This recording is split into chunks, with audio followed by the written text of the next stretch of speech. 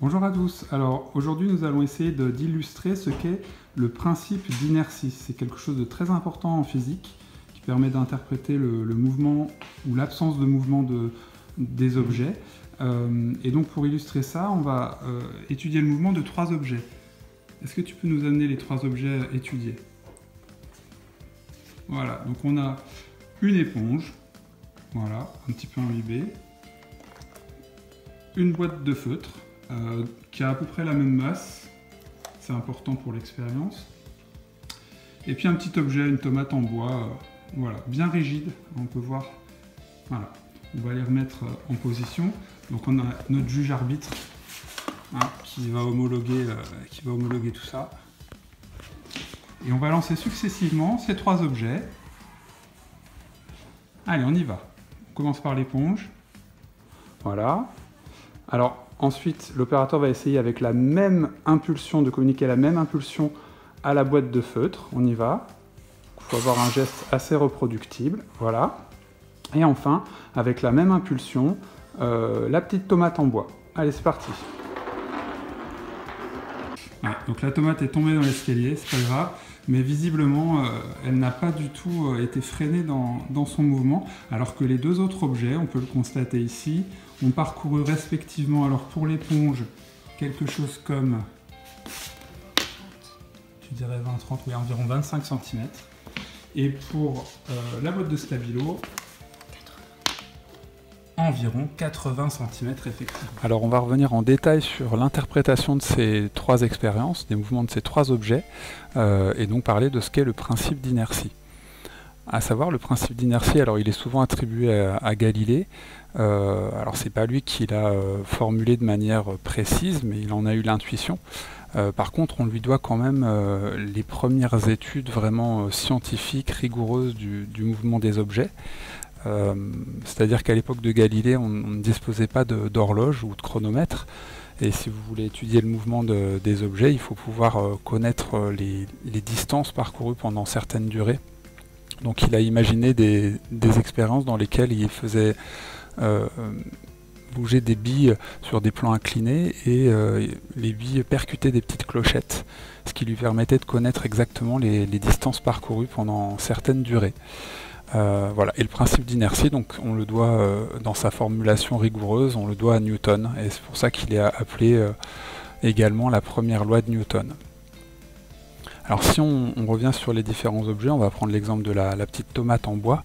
Dans certaines situations, la tomate peut être immobile sur le sol, et ça, on interprète ça en disant qu'en fait les forces exercées sur la tomate se compensent.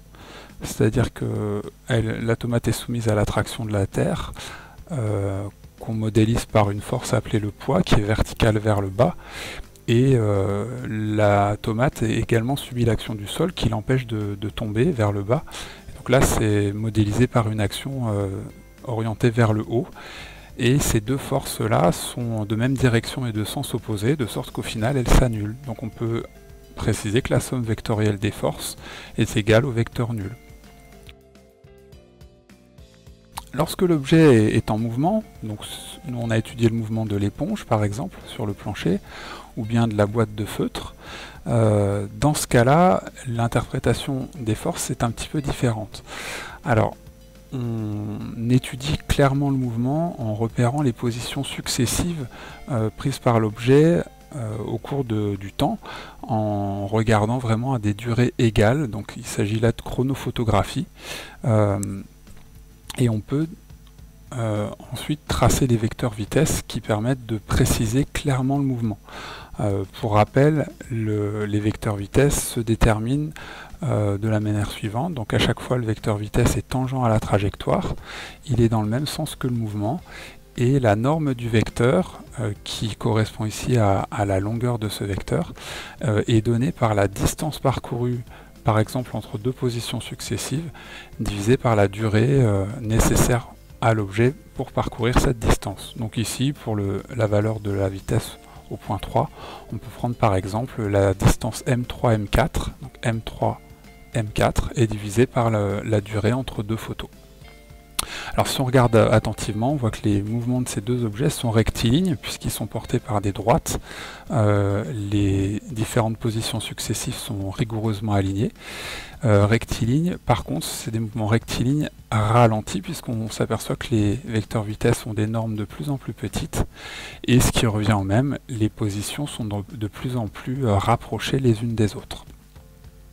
Alors on interprète justement le fait que le mouvement soit ralenti par le fait que, par exemple, la boîte de stylo soit soumise à différentes actions, donc notamment le poids et la réaction normale du support qu'on avait vu dans le cadre de l'automate immobile tout à l'heure, mais également une troisième force qui est opposée au mouvement et qui finalement va faire en sorte que l'objet ralentisse petit à petit jusqu'à perdre complètement sa vitesse. Alors vous noterez que j'ai fait le distinguo dans les différents vecteurs qui sont dessinés ici. Les vecteurs force sont dessinés par des flèches épaisses, tandis que le vecteur vitesse, qui n'est pas de même nature, est dessiné avec une flèche beaucoup plus fine. Alors dans le cadre de l'éponge, on avait observé que le mouvement de l'éponge était ralenti, mais avec une décélération beaucoup plus importante que la boîte de feutre.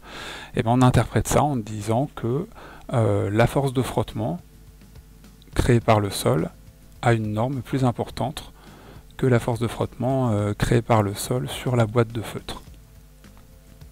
Alors dans le cadre de la tomate, par contre, là on peut observer que les positions successives sont régulièrement espacées, les écarts sont toujours les mêmes. Ça veut dire que le mouvement ici n'est plus ralenti, mais c'est un mouvement qui est uniforme. Les vecteurs vitesse sont de normes constantes. Comme en plus ils sont portés par une seule droite, donc ils sont de même direction et de même sens, ça correspond à des vecteurs qui sont constants. Donc on peut indiquer que le vecteur vitesse est un vecteur constant. Et là cette fois-ci on va interpréter ça en disant qu'il n'y a plus de frottement. Donc là, lors de son mouvement, la tomate n'est plus soumise que à la réaction normale qui est verticale vers le haut et au poids, et ces deux forces-là se compensent.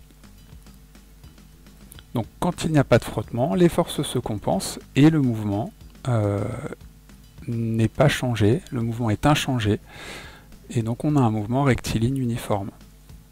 Si on fait le bilan, on met en évidence ce qu'est le principe d'inertie, qui fait le lien entre le mouvement ou l'absence de mouvement d'un objet et les actions mécaniques qui sont exercées sur lui.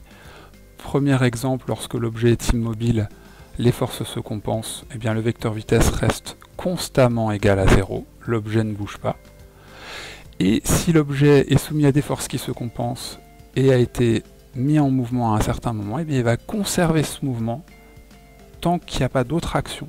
Là on voit qu'il est soumis à des forces, mais ces forces se compensent, c'est-à-dire que c'est comme s'il n'y avait aucune force, et donc aucune force, ça correspond à un vecteur vitesse qui va rester constant. Donc le principe d'inertie s'énonce de la manière suivante. Dans un référentiel galiléen, ça peut être le référentiel héliocentrique, centré sur le Soleil, géocentrique ou terrestre, et bien un corps qui est soumis à des forces qui se compensent est soit immobile, soit en mouvement rectiligne uniforme. Alors, on a une contraposée de ce principe-là. Si l'objet est soumis à des forces qui ne se compensent pas, ça peut être une seule force qui n'est pas compensée ou plusieurs forces qui ne se compensent pas, et bien dans ce cas, on sait que le mouvement ne pourra pas être rectiligne uniforme. Ça peut être par exemple le cas lors des chutes libres. Là on a ici l'exemple donc de cet athlète qui était en chute libre, soumis à l'attraction, uniquement à l'attraction de la Terre. On voit que les vecteurs vitesse sont de plus en plus grands, preuve que l'athlète accélère au cours du mouvement. Donc là le mouvement est rectiligne mais il est accéléré. Et on peut avoir par contre des vecteurs vitesse qui gardent sensiblement la même norme. Donc là c'est bien un mouvement uniforme, mais qui n'est pas rectiligne. Là c'est l'attraction de la planète Saturne sur l'un de ses satellites. Donc il y a à chaque fois dans ce cas-là ou dans ce cas-là une force qui n'est pas compensée, et ça implique que le mouvement ne peut pas être rectiligne uniforme. En résumé, le principe d'inertie fait le lien entre le mouvement et les actions mécaniques exercées sur un système. Lorsque la somme des forces exercées sur le système est égale à 0, c'est-à-dire que les forces se compensent, et bien le vecteur vitesse reste constant, c'est-à-dire que le mouvement est rectiligne uniforme, ou bien l'objet est immobile. Et dans le cas contraire, si les forces ne se compensent pas, eh bien c'est équivalent à un vecteur vitesse qui ne peut pas rester constant. Donc soit le mouvement ne peut pas être rectiligne, soit il ne peut pas être uniforme. Donc on a un mouvement qui est non rectiligne uniforme. Je vous remercie d'avoir assisté à ça, les spectateurs sont ravis